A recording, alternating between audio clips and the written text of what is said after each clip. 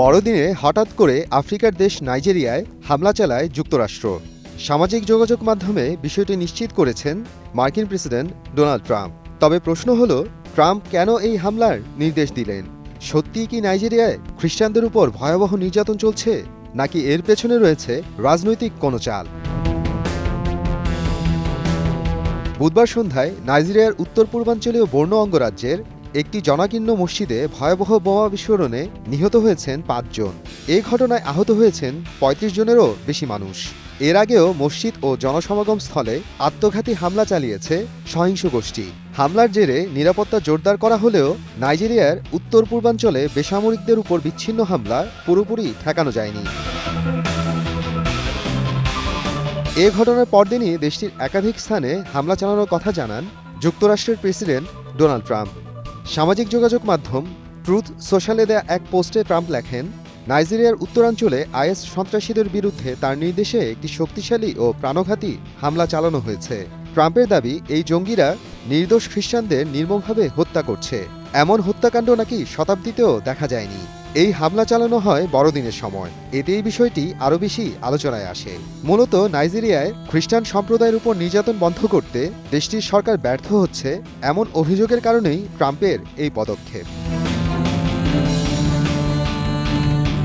যুক্তরাষ্ট্রের প্রতিরক্ষা দপ্তর জানিয়েছে, নাইজেরিয়া সরকারের সঙ্গে সমন্বয় করেই হামলা চালানো হয়েছে।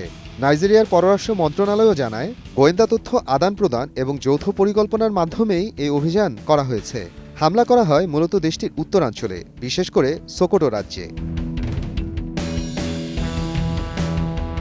যুক্তরাষ্ট্রের ডানপন্থী ও রক্ষণশীল খ্রিস্টান গোষ্ঠীগুলো অনেকদিন ধরেই দাবি করে আসছে, নাইজেরিয়ায় খ্রিস্টানরা নিরাপদ নন। গত বছর রিপাবলিকান সিনেটর টেড ক্রুজ পর্যন্ত নিষেধাজ্ঞার কথা বলেন। তার দাবি ছিল, যারা খ্রিস্টানদের উপর সহিংসতা ঠেকাতে ব্যর্থ তাদের শাস্তি দেওয়া উচিত।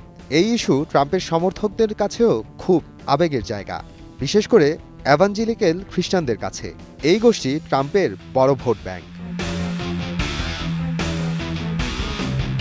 এবছর নাইজেরিয়াকে বিশেষ উদ্বেগের দেশ হিসেবে চিহ্নিত করেন ট্রাম্প। এরপর পেন্টাগনকে সম্ভাব্য সামরিক অভিযানের পরিকল্পনা করতে বলেন। ট্রাম্প তখন স্পষ্ট ভাষায় বলেন, যদি খ্রিস্টান হত্যাকাণ্ড বন্ধ না হয় তাহলে তিনি সরাসরি পূর্ণ সামরিক শক্তি ব্যবহার করবেন।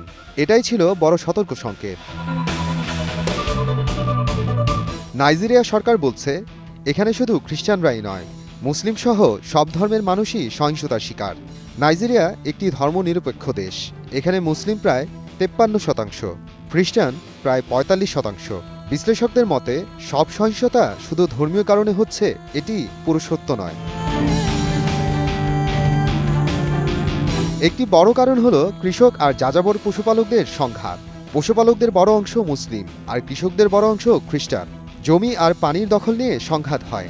ধর্মীয় পরিচয়ের কারণে সেই সংঘাত আরও ভয়াবহ হয়ে ওঠে। আর পাদ্রী অপহরণের ঘটনাগুলো অনেক সময় অর্থনৈতিক কারণে হয়েছে বলে মনে করেন বিশ্লেষকরা।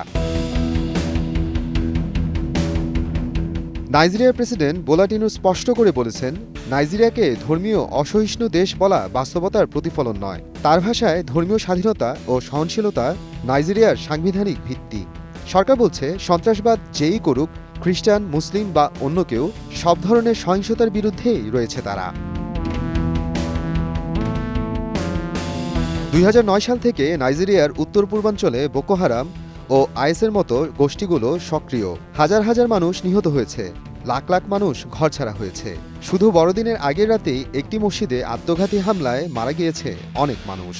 অর্থাৎ সহিংসতার শিকার হয়েছে প্রায় সব ধর্মের মানুষই। তাহলে প্রশ্ন থেকে যায়, ট্রাম্পের হামলা কি সত্যিই মানবাধিকার রক্ষার জন্য, নাকি এর পেছনে আছে রাজনৈতিক লাভ আর ভোটের হিসাব? মোহাম্মদ আফরানুল ইসলাম, সময় সংবাদ।